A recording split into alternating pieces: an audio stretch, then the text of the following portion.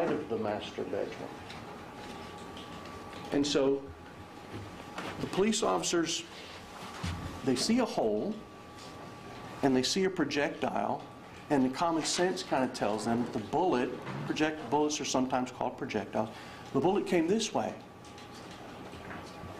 And later on, what the police officers are going to find out is that on the other side of that hole, on the 3rd floor, is the defendant's room. And that hole's covered up by a pile of socks. This really weird kind of pyramid of socks. And so the officers, they've still got their guns and they're still going through the house trying to figure out what happened. And you're going to hear about how they discover the body. Antonio Sr. is still fighting for his life. And you're going to hear about how it starts to not make sense to them, and one of the more senior officers finally figures it out. It finally hits them. Whoa, separate those kids. Because it does make sense now. We came to a locked, sealed house, and there were 4 people in it. One of them was dead. They know that 12-year-old Kyra, who I haven't talked a lot about, that's sister, they know she was asleep because the 911 operator heard the defendant waking her up and saying, "We got to get out of here. Just follow me." And she didn't know what was going on. So the police officer starts to figure it out, and he puts it together. And then he starts thinking about the hole in the ceiling, and the windows being locked from the inside, and the screens being on, and the alarm system having to be turned off. And quickly, the officer focuses on the killer. He has no choice. Antonio Sr. dies from his wounds. From his wound, a single gunshot to the head. So police begin the long process of reviewing evidence. They've got to collect everything that they find at the scene, and they try to pick up as many things as they can, and inevitably they don't get everything. You can't pick up every piece of everything at the house, but they try. And then the long process of testing it, and everybody expects DNA and fingerprints, but the police discover a couple of things. Number one, we're looking for DNA and fingerprints of a killer who lives in the house. That's not going to really help us a whole lot, because we should expect to find DNA and fingerprints of the killer when he lives in the house. And the other thing that they find is a tried and true, it's something that police discover all the time, which, you know who controls the scene of a capital murder? It's the defendant. And so evidence can be wiped down. Clothes can be changed. The person that controls how much evidence is left behind is the defendant, always. Just depends on how much they think about it. So there's that alarm thing that the police want to look at. And sure enough, the alarm system, actually the Armstrongs paid for an upgrade, and it was monitored. And even when it was set to "we're staying home," the motion detectors inside still detected motion. It didn't call the police, but the alarm company, the computer, gets a notice when the motion detectors detect something. And there are 2 motion detectors in the house. One is to cover the downstairs, and it's kind of put in a corner up there, and it covers the downstairs area, including the entrance from the garage and from the front door. It'd be just like this. This is the front door, this is the garage door. The detector's there, and it kind of covers that area. And then there's these stairs that go right up to the 2nd floor, right after you enter the house, okay? And so it kind of covers that area. And then you go up, and in the corner on the 2nd story, where the murders occurred, there's another detector. And that detector, it's also up in a corner, and you'll see it. And that detector catches 2 areas. There's a hallway outside of the master bedroom. And that detector catches 2 areas. It catches if someone goes up the stairs, they get up the stairs, and then they turn the corner, the detector on the second floor catches them. So if you come from downstairs, you get caught. And then on the other end of that hallway, so that's on this end of the hallway, you come up the stairs and you turn towards the master bedroom, you get caught. On the other end of the hallway is a stairway that goes up to the defendant's room.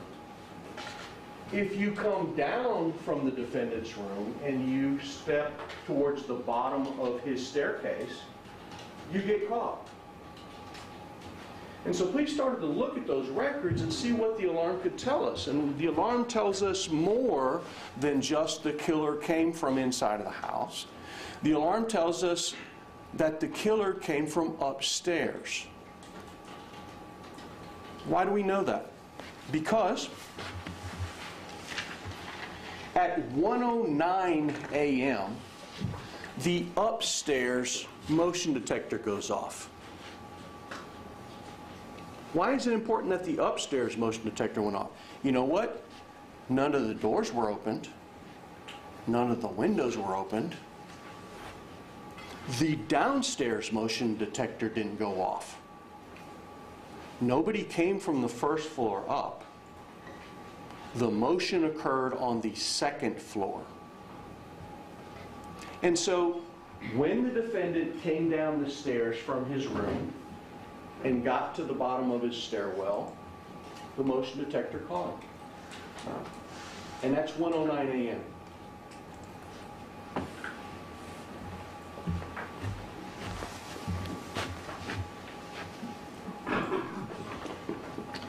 At 1:25 a.m., the downstairs motion detectors go off. No doors opened, no windows opened. Somebody, the killer, walked from the second story down to the first story. Remember where the gun was left? In the kitchen. Now, another important time here, I'm not going to overwhelm you with time, but 1:40. Do you remember 1:40? That was the 911 call where the defendant said, I just heard shots in my parents' room. What happened between 1:09 when the upstairs detectors went off and 1:40 when the defendant said he heard shots? That's a long time to be able to write a note, put a gun downstairs, change clothes, whatever you need to do. You know, one more thing that I didn't mention about, I have to jump back, when the police got there, when they very first entered the room to try to find Dawn and Antonio Armstrong Sr., they noticed they had pillows on their heads.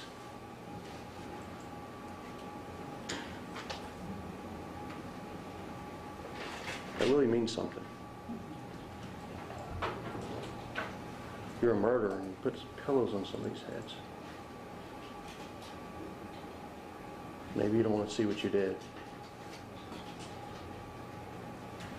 So, after the 911 call, the police get there. The defendant said he heard shots in his parents' room. Police get there in a matter of minutes.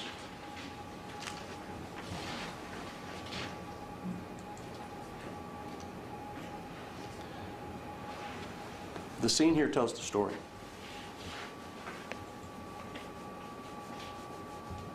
At 9:52, the alarm was told by somebody figuratively, we're home and we're safe. It's your job to protect us from somebody outside coming in and hurting us. And when the Armstrongs went to bed that night, I'm sure they felt comfortable. The kids were home. Alarm was on.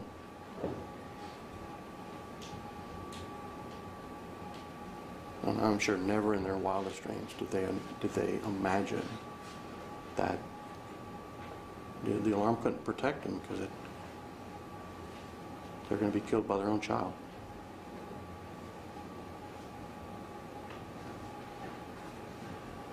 And Dawn probably didn't know it, never realized it. Hopefully Antonio Sr. never realized it. That alarm could not protect them from the outside, could not protect them from the inside.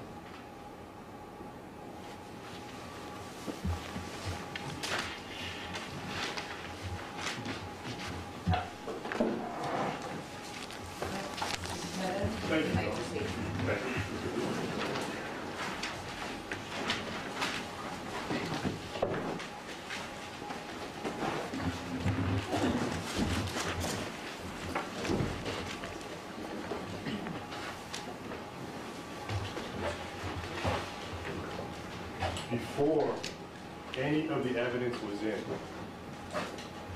within minutes, and I mean minutes, of Antonio Jr. walking out of his house, the Houston Police Department had already made up their mind. Within minutes of walking out of that house, the Houston Police Department decided he was the suspect in this case. The evidence is going to show you that an officer testified in a previous hearing that within 11 minutes, within 11 minutes of going into that house, before any evidence was processed, before they knew anything about the crime scene as far as forensics, before anything, they made up their mind he did it. 11 minutes. Now, what does that mean for purposes of the evidence? It means they created a confirmation bias immediately in a high-profile murder case. The evidence is going to show that HPD knew that the media was interested in this case. And within 11 minutes, they had already decided who did it. They knew nothing about the alarm system. They knew nothing about the physical evidence in the house. They knew nothing about the scientific testing. They knew nothing. But they anchored themselves immediately, in this case, that Antonio did it.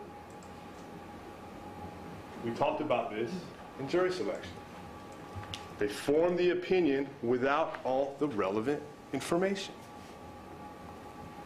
And then they shaped this case to fit their opinion. Because they made a decision like that.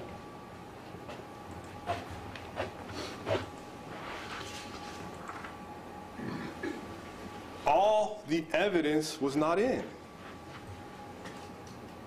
So Mr. Brewer described the murder of two people at close range.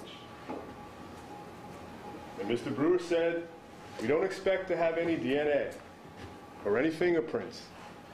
Just kind of brushed that off. Confirmation bias. There is no fingerprints matching AJ on the weapon. There's no fingerprints matching Antonio Jr.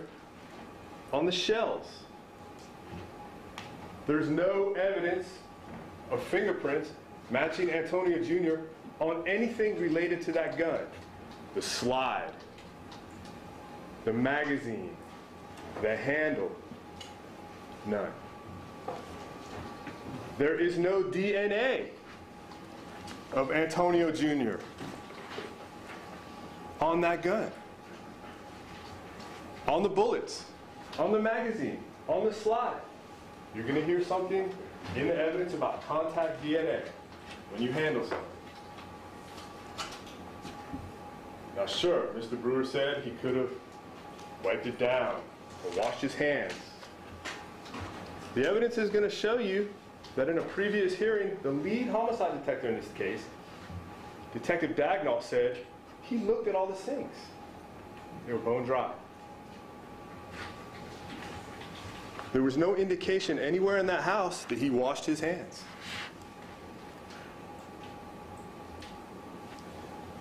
You're going to hear evidence about gunshot residue. When an individual fires a weapon, the gases expand, and it gets on your clothes, your forearms, your hands, your hair, can get everywhere. The evidence is going to show you that in an enclosed environment, where there's no wind, no environmental factors, there's a greater chance of you having gunshot residue on your body or your hands. You're going to see photographs of Antonio Jr. with his hands bagged. But again, you're going to find out that there was no evidence of gunshot residue on Antonio Jr. Not on his hands, not on his shirt, not on his clothes.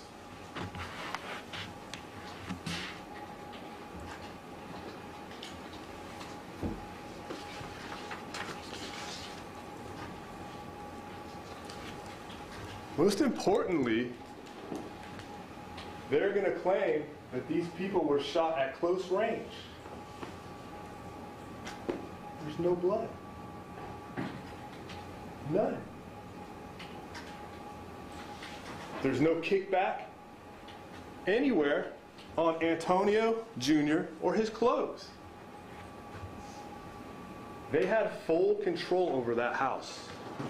Houston Police Department had complete control over that house. They could have searched anywhere in that house. They could have searched any clothes. They could have used any type of testing to determine if there's blood anywhere. Because if there's blood of his parents in his room, it's over. Let's go home. Don't need me. Why am I here? It's a slam dunk. There is no evidence of his parents' blood anywhere around him, on him, or in his room, or anywhere. For them to say that they couldn't search anything is ridiculous. Another example of confirmation bias.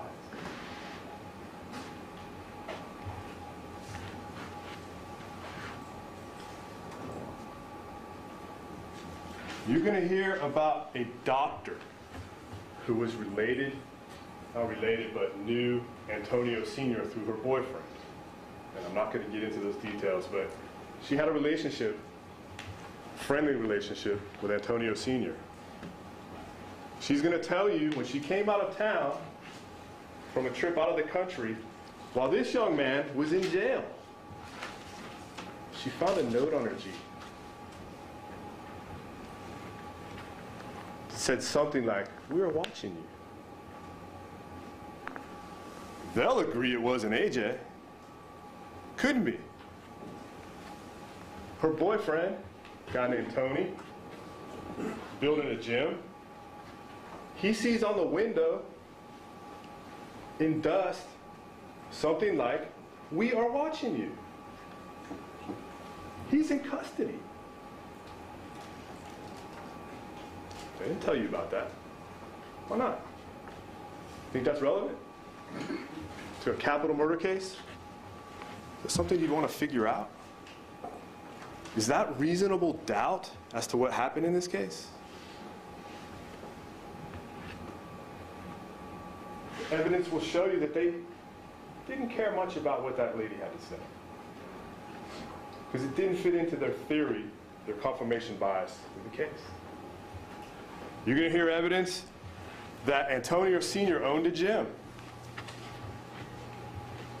And shortly after he passed and after the funeral, the gym was broken into. And there's a video that shows the front of the gym. Two people break into the gym. They smash the window. And I'll let you watch the video, but the evidence will show they're looking for something. And they're masked men. They are masked men.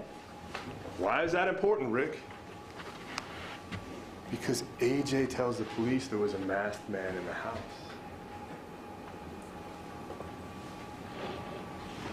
Reasonable doubt. You'll get to see that.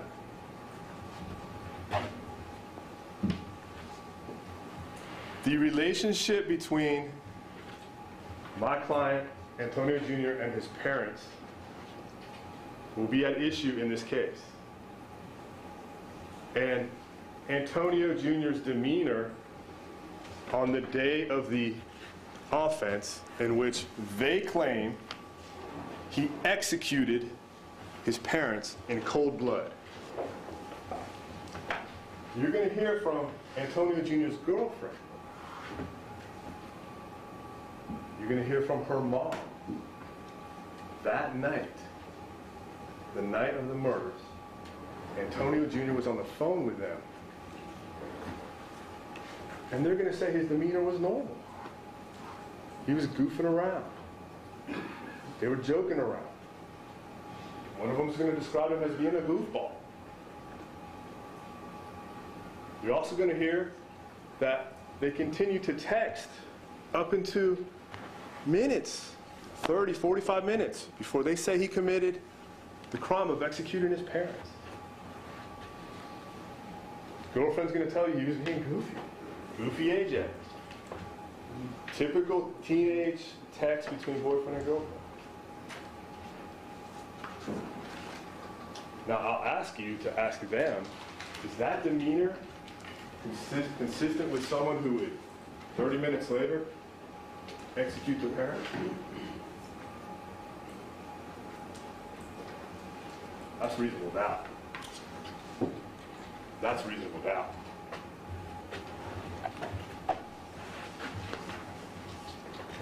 The alarm system. You're going to hear a lot of evidence about the alarm system. I'm just going to tell you that the evidence will show you what they told you is not accurate. You're going to hear about the holes in that alarm system and the reliability of that alarm system and how it functions. You're also going to hear that they failed to get the records in time. They're going to have some preliminary records. But records were destroyed by the alarm company in the normal course of business, and they did not get them. Confirmation bias.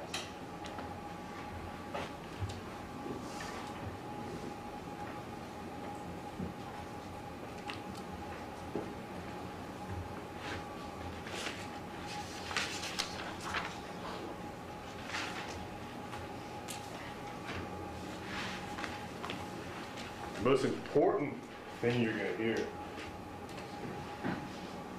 is about access to the house and how it applies to someone else in this case. You're going to hear evidence that the outside of the actual garage door, where you pull in the cars, there's a keypad. And the family's going to tell you that the Armstrongs typically gave out that keypad to a lot of people. And from opening the garage with the keypad, they could get into the house through the garage door that enters into the house. And that door was routinely left unlocked, and they used the garage door as a way to let people in and out. You're going to hear about a lot of people who had access to it. But you're going to hear about one person, his name is Josh.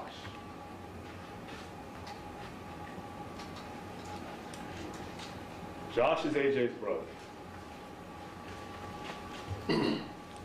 And you're going to hear evidence that for the past 3 years, he's been in and out of a psychiatric facility. You're going to hear evidence that he's suicidal. You're going to hear evidence that he's homicidal. You're going to hear evidence that he's catatonic. You're going to hear evidence that he has a woman in his head that he's trying to kill. You're going to hear evidence from family members that have lived with him over the past 3 years. And they're going to tell you about Josh's demeanor and his actions and what they do to protect himself. Josh had access to the house just like AJ did.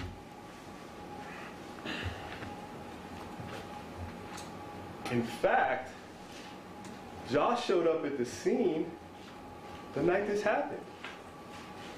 In fact, the investigators interviewed him, well, for about 3 or 4 minutes. They initially thought something was going on with him because they bagged his hands. But what they didn't know was Josh's psychiatric history that was coming. They didn't know that Josh lived less than 2 minutes away from the house. The evidence is going to show you that you can run from Josh's apartment to the Armstrongs in less than a minute.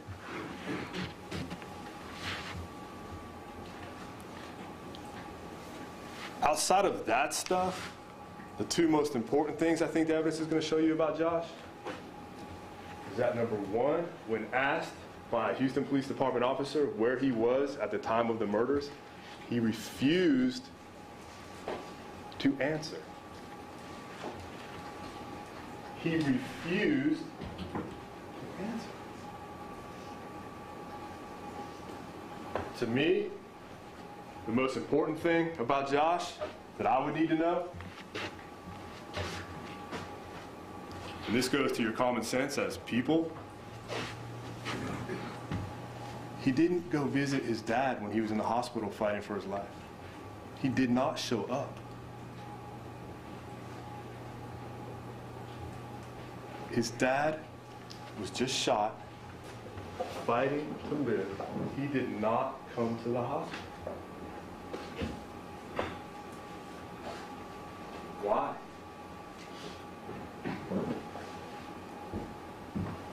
Why would he not come to the hospital and not, why?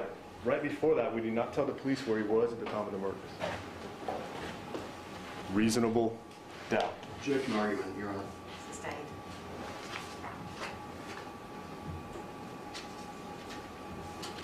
You're going to hear about evidence that HPD didn't bother to look at, about people they didn't bother to interview. You're going to hear that as we speak, on a case that's 3 years old, they're still trying to interview us. They're accusing this young man of capital murder, and they're still trying to interview people about this case. Confirmation bias and reasonable doubt is weaved throughout this whole case.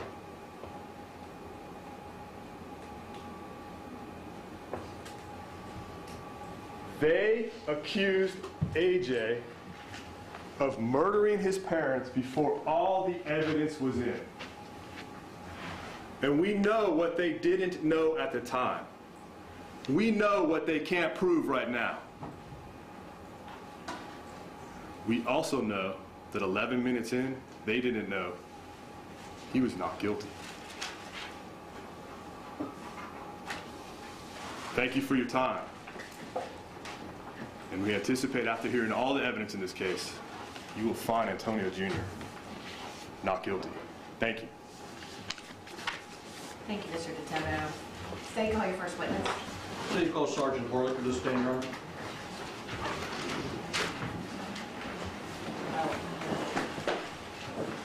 Ladies and gentlemen, actually, we're going to take just a brief break, so please retire the jury. All rise for the jury.